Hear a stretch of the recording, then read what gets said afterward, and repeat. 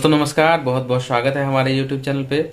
आज का जो वीडियो है वो उन लोगों के लिए है जो निष्ठा प्रशिक्षण कर रहे थे लेकिन किसी कारणवश उनका मॉड्यूल सारे लोगों ने कोर्स को ज्वाइन नहीं करा था और बाद में उनका कोर्स छूट गया था।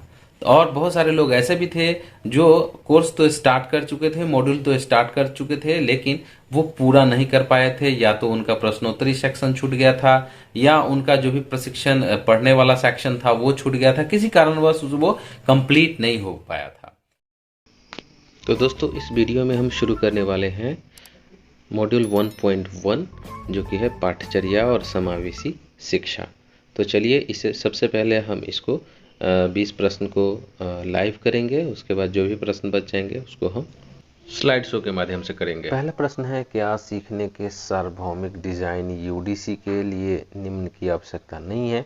सही आंसर होगा विशेष रूप से विशिष्ट सीखने की आवश्यकता वाले बच्चों के लिए सीखने को अनुकूलित या डिजाइन करें। इसको टिक करते हैं। नेक्स्ट प्रश्न, बच्चे को निःशुल्क और अनिवार्य शिक्षा का अधिकार आरटीई अधिनियम कब अधिनियमित किया गया और कौन से वर्ष में लागू किया गया? इसका सही आंसर होगा वर्ष 2009 में अधिनियमित किया गया और अप्रैल 2010 से लागू हुआ। अगला प्रश्न है, सीखने के प्रतिफल शिक्षकों की मदद करते हैं। पहला ऑप्शन है पाठ्यपुस्तकों से पढ़े जाने में, दूसरा है पाठ्यपुस्तक सामग्री के अनुसार पाठों की योजना बनाने में, अगला ऑप्शन है सभी बच्चों की जरूरतों को पूरा करने में, कक्षा में अनेक शिक्षा शास्त्रों का प्रयोग करने में, और कौन सा विकल्प उपयुक्त कथन का सही समर्थन करता है? सही तो पाठ्यपुस्तकों से पढ़े जाने में और सभी बच्चों की ज़रूरतों को पूरा करने में, और चौथा जो है तो ऑप्शन जो है 1, 3, 4 सही होगा। नेक्स्ट है, निम्नलिखित में से कौन पाठ्यक्रम का एक घटक नहीं है? तो डिज़ाइन जो है पाठ्यक्रम का एक घटक नहीं है। नेक्स्ट, स्कूली पाठ्यक्रम की प्रमुख चिंता है। सही आंसर होगा बच्चों का समग्र विकास। इसको टिक करते हैं। नेक्स्ट, अच्छी पाठ्यपुस्तकों की विशेषताएं हैं। तो सही आंसर होगा वे राष्ट्रीय पाठचर्या की रूपरेखा के परिप्रेक्ष्य के शिक्षार्थी हितैषी और चिंतनशील है। इसको हम टिक करते हैं। नेक्स्ट, समावेशी शिक्षा शिक्षण और अधिगम की एक ऐसी प्रणाली है कि अधिगम जिसे निम्न जरूरतों को पूरा करने के लिए उपयुक्त रूप से अनुकूलित किया जाता है। सही आंसर होगा विकलांग और गैर विकलांग बच्चे। इसको टिक करते हैं। नेक्स्ट, राष्ट्रीय पाठचर्या की रूपरेखा एनसीएफ के लिए निम्नलिखित में से कौन सा कथन सही नहीं है?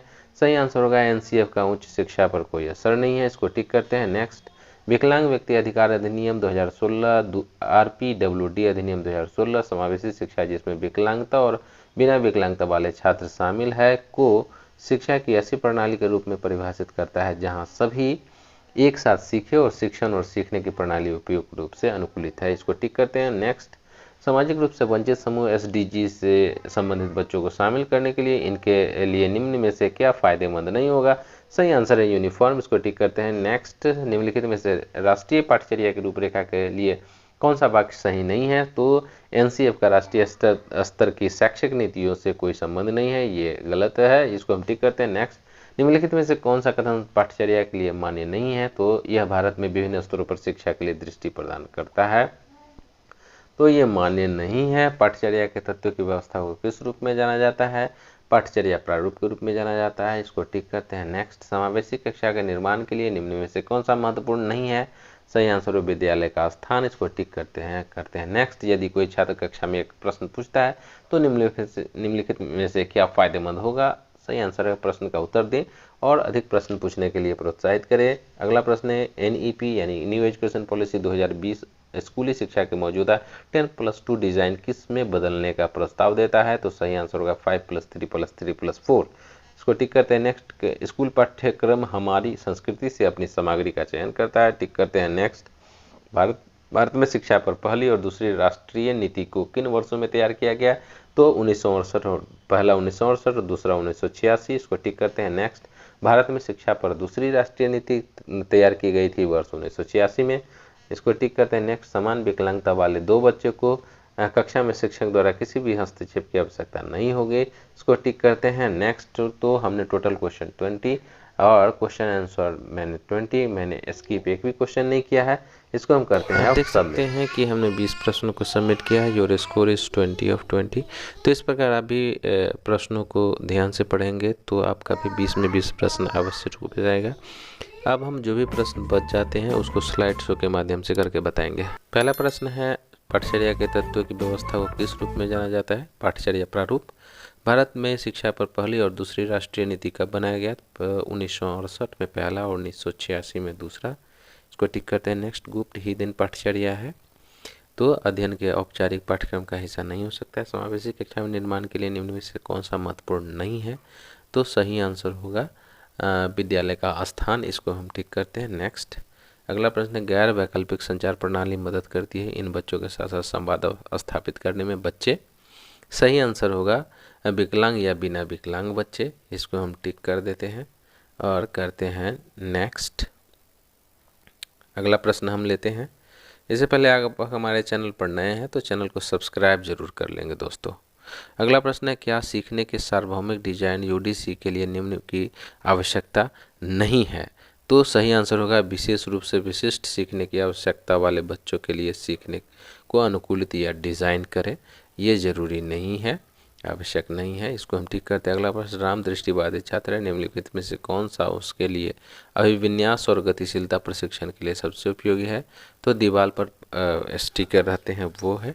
निम्नलिखित में से राष्ट्रीय पाठचर्या की रूपरेखा के लिए कौन वाक्य सही नहीं है? तो एनसीएफ को राष्ट्रीय स्तर पर कोई असर नहीं है, एक पाठ्यक्रम हो सकते हैं, इसे सभी पाठ्यपुस्तकों में विकसित करने के बाद विकसित किया जाता है। सही आंसर है। अगला प्रश्न है, उचित समर्थन के साथ मुख्यधारा के पड़ोस के स्कूल में समाज के वंचित वर्गों से संबंधित शिक्षक को किस रूप में जाना जाता है? तो सही आंसर होगा समावेशी शिक्षा। भारत में शिक्षा की दूसरी नीति कब बनाई गई? तो 1986। इसका सही आंसर होगा। टिक करते हैं। यूडीएल किस प्रकार के छात्रों के साथ सबसे अच्छा काम करता है? तो उनकी क्षमताओं को सीखने की शैलियों को प्रवाह किए बिना सभी प्रकार के छात्र के साथ। यदि कोई छात्र कक्षा में एक प्रश्न पूछता है तो क्या करना चाहिए? तो प्रश्न का उत्तर देना चाहिए और अधिक प्रश्न पूछने के लिए प्रोत्साहित भी करना चाहिए। अगला प्रश्न, सामाजिक रूप से वंचित समूह से संबंधित बच्चों को शामिल करने के लिए इनके लिए निम्न में से क्या फायदेमंद नहीं होगा? तो यूनिफॉर्म फायदेमंद नहीं होगा। इसको हम टिक करते हैं। अगला प्रश्न, अच्छे पाठ्यपुस्तकों की विशेषताएं हैं तो वो होते हैं, वे राष्ट्रीय पाठचर्या की रूपरेखा के परिप्रेक्ष्य के शिक्षार्थी हितैषी और चिंतनशील होते हैं, आकलन का वास्तविक उद्देश्य है। सही आंसर है, सीखने में अंतर की पहचान करें और आवश्यक सहायता प्रदान करें। इसको टिक करते हैं। नेक्स्ट करते हैं। समावेशी शिक्षा निम्नलिखित में से किस पर आधारित है? सही आंसर है सामाजिक वैश्विक भाईचारा पर। इसको टिक करते हैं। राष्ट्रीय पाठचर्या की रूपरेखा के लिए निम्नलिखित में से कौन सा कथन सही नहीं है? तो इसका सही आंसर है एनसीएफ का उच्च शिक्षा पर कोई असर नहीं है। इसको हम टिक करते हैं। निम्नलिखित में से कौन सा कथन पाठ्यचर्या के लिए मान्य नहीं है? तो यह भारत में विभिन्न स्तरों पर शिक्षा के लिए दृष्टि प्रदान करता है, यह मान्य नहीं है। अगला प्रश्न है, निम्नलिखित में से कौन पाठ्यक्रम का एक घटक नहीं है? तो डिजाइन पाठ्यक्रम का घटक नहीं है। इसको हम टिक करते हैं। तो दोस्तों इस प्रकार आप प्रश्नों को ध्यान से करेंगे तो 20 में 20 लाएंगे। दोस्तों एक और रिक्वेस्ट है, अगर आप हमारे चैनल पर नए हैं तो चैनल को सब्सक्राइब जरूर कर ले। वीडियो देखने के लिए बहुत बहुत धन्यवाद। वंदे मातरम।